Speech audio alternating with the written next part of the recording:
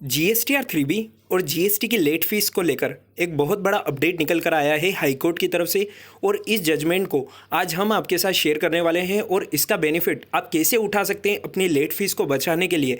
और बहुत जल्दी यहाँ पर उम्मीदें लगाई जा रही है कि यही अपडेट आपको जीएसटी पोर्टल पर देखने को भी मिल सकता है। तो चलिए दोस्तों, वीडियो को स्टार्ट करते हैं और पूरा केस को समझने की कोशिश करते हैं। उसके पहले कुछ 2-3 इंपॉर्टेंट पॉइंट है आप सभी के लिए जिसको आपको काफ़ी ज़्यादा ध्यान रखना है।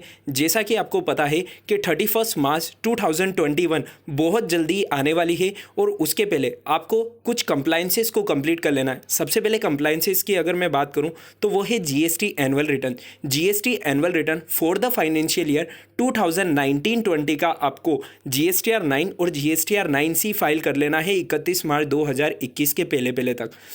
31 मार्च 2021 के बाद में आप जीएसटीआर 9 और 9C को फाइल तो कर पाएंगे, लेकिन लेट फीस के साथ आपको अपने जीएसटीआर 9 और 9C को फाइल करना होगा। इसी के साथ अगर मैं बात करूं सेकंड कंप्लाइंसेस की तो वो है टीडीएस और टीसीएस के रिटर्न। टीडीएस और टीसीएस के रिटर्न क्वार्टर फर्स्ट और क्वार्टर सेकेंड के लिए ड्यू डेट को एक्सटेंड कर दिया गया था, तो उसे भी आपको 31 मार्च 2021 के पहले तक फाइल कर लेना है। और तीसरी इंपॉर्टेंट अपडेट है इनकम टैक्स से related for the financial year 2019-20 income tax return यदि आपने अभी तक फाइल नहीं किया है तो विथ लेट फीस आप अभी भी उसे 31 मार्च 2021 तक फाइल कर सकते हैं। लेकिन 31 मार्च 2021 के निकल जाने के बाद आप फाइनेंशियल ईयर 2019-20 की इनकम टैक्स रिटर्न को लेट फीस के साथ भी फाइल नहीं कर पाएंगे। तो आपको इन कंप्लाइंसेस को 31 मार्च 2021 पहले कंप्लीट कर लेना है। चलिए दोस्तों, अब हम हमारे वापस टॉपिक के ऊपर आ जाते हैं जो यहाँ पर केस निकल कर आया है, यानी कि जीएसटीआर 3B के अंदर लेट फीस को लेकर और जीएसटीआर 3B को लेकर एक बहुत बड़ी अपडेट निकल कर आई है। यहाँ पर जो हमारे पिटीशन है उन्होंने यहाँ पर जो जीएसटीआर 3B उनका फाइल करा था तो उस जीएसटीआर 3B के अंदर उनसे कुछ गलती हो गई थी। हालांकि यूँ कहूँ कि उन्होंने अपने जीएसटीआर 3B को फाइल भी नहीं करा था, सिर्फ सबमिट करा था। लेकिन उनसे गलती क्या हुई थी, जैसे कि अगर आप भी एक नॉर्मल टैक्स पेयर है तो ऑब्वियसली बात है कि आपकी एक से ज़्यादा फर्में हो सकती है।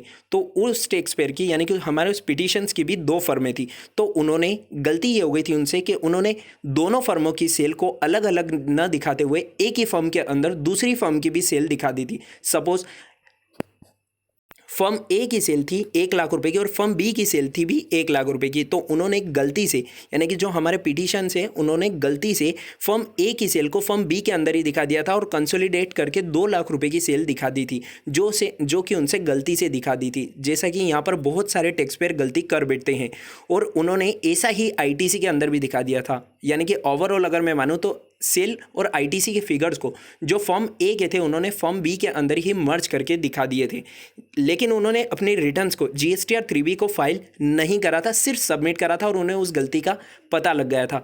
तो उन्होंने जीएसटी डिपार्टमेंट को भी इसके लिए लेटर भी भेज दिया था और उनसे जाके कंसल्ट भी कर लिया था, लेकिन जीएसटी डिपार्टमेंट उनकी गलती को सुधारने के लिए मान ही नहीं रहा था। यानी कि वो रिटर्न को यहाँ पर रीसेट करने का ऑप्शन इनेबल ही नहीं कर रहे थे या फिर उस रिटर्न्स को रीसेट ही नहीं कर रहे थे, जिसके कारण हमारे पिटीशंस ने लास्ट में जाकर हाईकोर्ट का दरवाज़ा खटखटाया। लेकिन अभी भी आपको पता है कि अगर आपसे कोई ऐसी गलती हो जाती है, यानी कि आप किसी महीने में जीएसटीआर 3B के अंदर किसी सेल को एक्सेस दिखा देते हैं या फिर कम दिखा देते हैं या फिर आईटीसी को ज़्यादा क्लेम कर लेते हैं या कम क्लेम कर लेते हैं, तो आप उसे नेक्स्ट मंथ के आईटीसी के फिगर में या नेक्स्ट मंथ की सेल में एडजस्ट कर लेते हैं। और ऐसा एक सर्कुलर भी आया था जो कि हमने आपके साथ शेयर भी करा था।